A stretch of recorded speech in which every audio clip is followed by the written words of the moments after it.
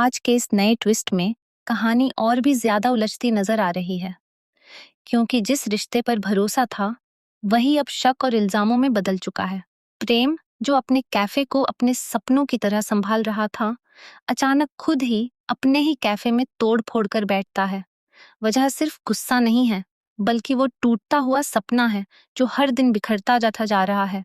दूसरी तरफ बड़ा झटका तब लगता है जब पता चलता है कि जो 30 ग्राहक प्रेम के कैफे में आने वाले थे, वो सीधे अनुपमा के कैफे में चले गए। और यहीं से शुरू होता है असली बवाल। राही उसे समझाने की कोशिश करती है, लेकिन प्रेम का दर्द फटता आता था, बढ़ता है। आखिर कब तक इंतजार करूं? हमारा कैफे चल क्यों नहीं रहा? उसकी आवाज में सिर्फ गुस्सा नहीं, बल्कि बेबसी भी साफ झलक रही होती है। कहानी में एंट्री होती है आरोपों की।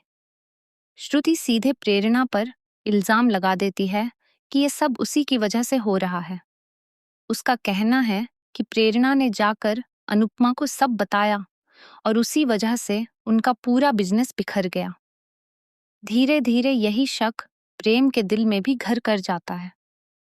और फिर वो पल आता है जब प्रेम भी प्रेरणा पर सीधा इल्जाम लगा देता है। लेकिन प्रेरणा टूट जाती है। उसकी आंखों में गुस्सा भी है और दर्द भी।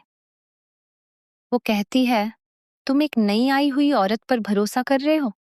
हमारी सालों की दोस्ती का क्या मतलब रह गया? और उसी टूटन के साथ वो साफ कह देती है कि अब वो इस पार्टनरशिप को आगे नहीं बढ़ा सकती, क्योंकि प्रेम अब श्रुति की बातों में बह गया है। दूसरी तरफ प्रेरणा अंदर ही अंदर पूरी तरह बिखर चुकी है। लेकिन तभी कहानी में एक नया मोड़ आता है।